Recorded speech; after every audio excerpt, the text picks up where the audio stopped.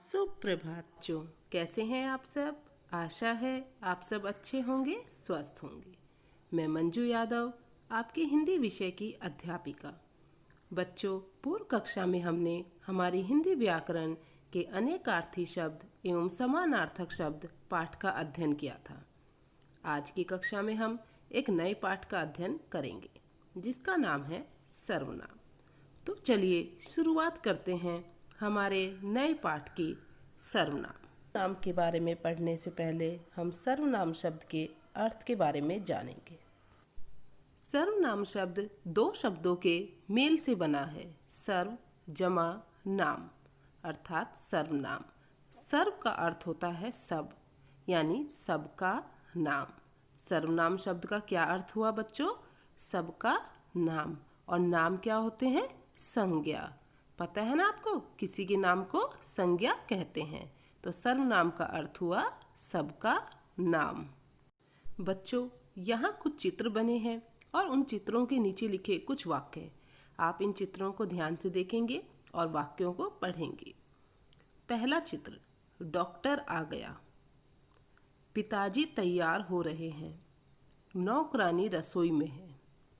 अब आप देखिए, इन्हीं के नीचे वाले चित्र में इन्हीं के बारे में फिर से बताया गया है। वह रोगियों को देखेगा। उन्हें कार्यालय जाना है। उसने खाना बनाया है।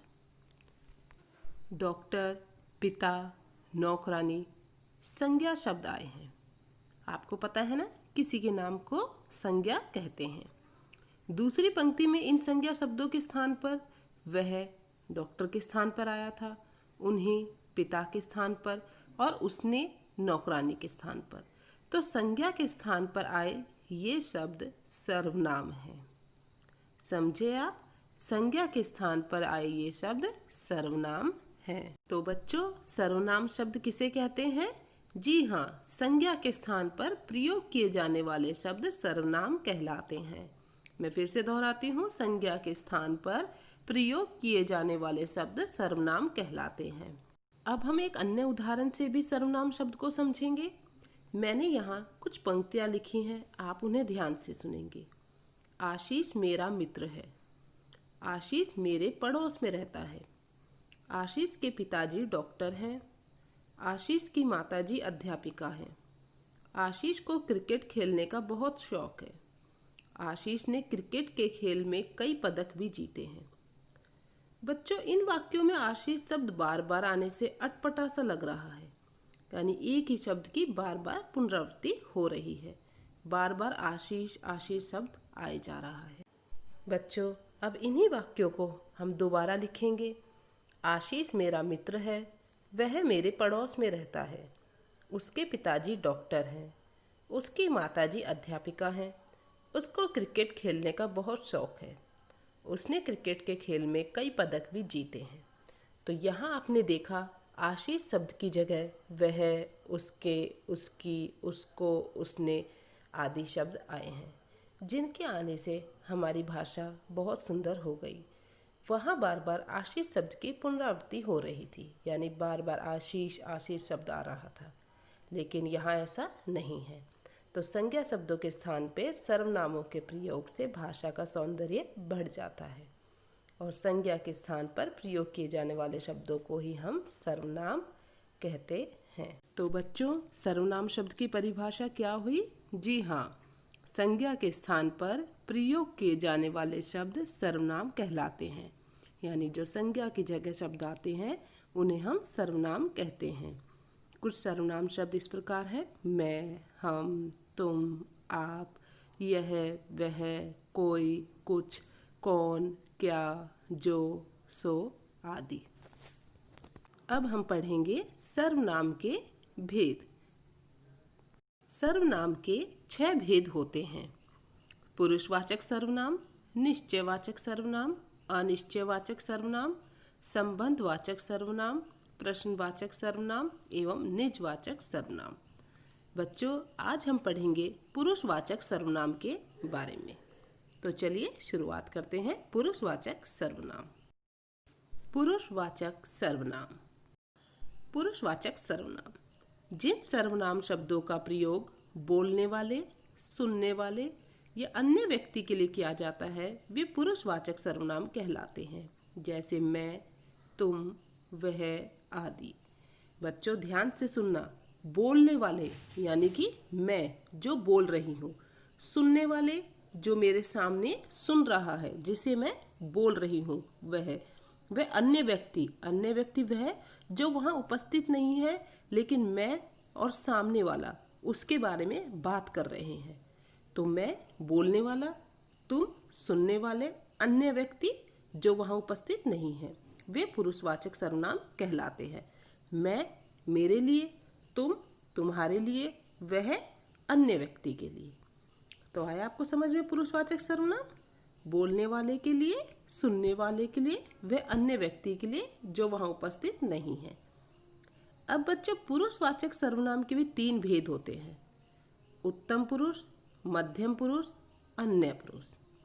उत्तम पुरुष यानी मैं बोलने वाला, मध्यम पुरुष तुम सुनने वाले, अन्य पुरुष अन्य व्यक्ति जो यहाँ है नहीं। बच्चों आपने इंग्लिश में भी पढ़ा होगा फर्स्ट पर्सन, सेकंड पर्सन एवं थर्ड पर्सन।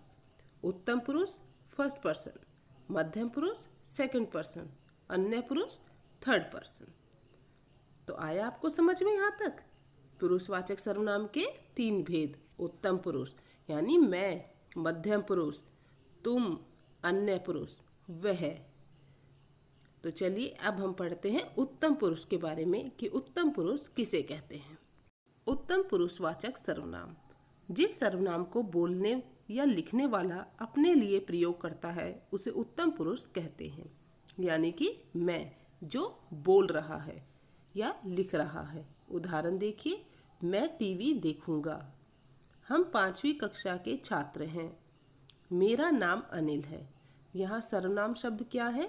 जी हाँ, मैं, हम, व मेरा।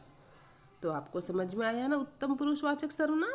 जी हाँ, जो सबसे पहले बोलता है यानी कि बोलने वाला या लिखने वाला फर्स्ट पर्सन, उसे हम उत्तम पुरुष कहते हैं। उत्तम पुरुष के कुछ अन्य उदाहरण भी हैं: मैं, मेरा, मैंने, हम, हमारा, हमने आदि उत्तम पुरुषवाचक सर्वनाम शब्द हैं। मध्यम पुरुषवाचक सर्वनाम जिस सर्वनाम को बोलने वाला सुनने वाले के लिए प्रयोग करता है उसे मध्यम पुरुषवाचक सर्वनाम कहते हैं। यानी बोलने वाला मैं, सुनने वाला सामने वाले के लिए प्रयोग करता है उसे मध्यम पुरुषवाचक सर्वनाम कहते हैं। उदाहरण देखिए, तुम चित्र बनाओ, आप इधर बैठिए। यानी सामने वाले को कह रहा है वो जो उसके सामने उपस्थित है कि तुम चित्र बनाओ, आप इधर बैठिए। ये ऐसा व्यक्ति तो नहीं है ना जो यहाँ है ही नहीं? जी हाँ, यह वह व्यक्ति है जो तुम्हारे सामने उपस्थित है। यानी बोलने वाले के सामने उपस्थित, उस व्यक्ति के लिए मध्यम पुरुषवाचक सर्वनाम होता है। मध्यम पुरुषवाचक के कुछ उदाहरण देखिए, तुम, तुम्हें, तुम्हारा, तुमने, तुमसे, आप, आपको आदि मध्यम पुरुषवाचक सर्वनाम शब्द हैं। अन्य पुरुषवाचक सर्वनाम जिस सर्वनाम को कहने या बोलने वाला किसी अन्य पुरुष के लिए प्रयोग करता है उसे अन्य पुरुषवाचक सर्वनाम कहते हैं। यानी बोलने वाला मैं किसी अन्य के लिए जो हमारे पास उपस्थित नहीं है उसके लिए प्रयोग करेंगे उसे अन्य पुरुषवाचक सर्वनाम कहते हैं। यानी कि थर्ड पर्सन जो वहाँ उपस्थित नहीं है। उदाहरण देखिए, वो झूठ नहीं बोलता।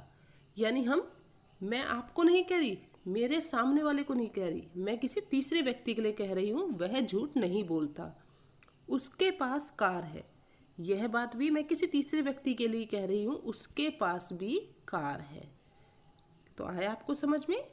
अन्य पुरुषवाचक सर्वनाम जो वहाँ उपस्थित नहीं है अन्य पुरुष के लिए। अन्य पुरुषवाचक के कुछ शब्द देखिए, वे, वो, उसे, उसका, उसको, उन्होंने आदि अन्य पुरुषवाचक सर्वनाम हैं। तो बच्चों आज हमने जो जो पढ़ा पहले हम उसका दोहरान करेंगे, एक बार फिर से दोहराएंगे कि आज हमने क्या पढ़ा। जी हाँ, हमने पढ़ा सर्वनाम किसे कहते हैं। संज्ञा के स्थान पर प्रयोग किए जाने वाले शब्द सर्वनाम कहलाते हैं। सर्वनाम के भेद कितने होते हैं? जी हाँ, 6। पुरुषवाचक सर्वनाम, निश्चयवाचक सर्वनाम, अनिश्चयवाचक सर्वनाम, संबंधवाचक सर्वनाम, प्रश्नवाचक सर्वनाम एवं निजवाचक सर्वनाम। तो आपको अच्छे से याद रहेगा ना, सर्वनाम किसे कहते हैं? वे सर्वनाम के भेद। कितने भेद होते हैं सर्वनाम के? जी हाँ, 6 भेद। आपको इनके नाम याद रखने हैं। पुरुषवाचक सर्वनाम जो आज हमने पढ़ा, पुरुषवाचक सर्वनाम के कितने भेद होते हैं? जी हाँ, 3। उत्तम पुरुष, मध्यम पुरुष, अन्य पुरुष। उत्तम पुरुष मैं, मेरा, हम, हमारा यानी कि बोलने वाला। मध्यम पुरुष तुम, तुम्हें, तुम्हारा, आपको यानी सुनने वाला। अन्य पुरुष वे, वह, उसे, उसका, उन्होंने यानी अन्य पुरुष जो वहाँ उपस्थित नहीं है। तो आशा है आपको यहाँ तक अच्छे से समझ में आया होगा। अगली कक्षा में हम इससे आगे के भेदों के बारे में पढ़ेंगे। अब हम आज का कक्षा कार्य करेंगे। आज के कक्षा कार्य में हम सबसे पहले सर्वनाम शब्द की परिभाषा लिखेंगे, फिर सर्वनाम के भेद, सर्वनाम के 6 भेदों के नाम लिखेंगे। उसके बाद पुरुषवाचक सर्वनाम की परिभाषा एवं पुरुषवाचक सर्वनाम के कितने भेद होते हैं यह लिखेंगे। उसके बाद हम पुरुषवाचक सर्वनाम के तीनों भेदों की परिभाषा लिखेंगे एवं उनके उदाहरण लिखेंगे। अंत में आपसे एक प्रश्न पूछा जा रहा है जिसका उत्तर आप स्वयं देंगे। निम्नलिखित वाक्यों में प्रयुक्त पुरुषवाचक सर्वनामों को रेखांकित कीजिए तथा उनके भेदों के नाम लिखिए। आपको यहाँ कुछ वाक्य दिए जा रहे हैं। इनमें सबसे पहले आपको पुरुषवाचक सर्वनाम को रेखांकित करना है। उसके बाद पुरुषवाचक सर्वनाम के भेद बताने हैं कि इसमें कौन सा भेद है। तो आपको सभी वाक्यों के भेद के नाम लिखने हैं और इसमें आपको सर्वनाम को रेखांकित करना है। आप अपना कक्षा कार्य साफ एवं सुंदर लिखाई में करेंगे। आज के लिए इतना ही। अगली कक्षा में हम सर्वनाम के अन्य भेदों के बारे में अध्ययन करेंगे। धन्यवाद।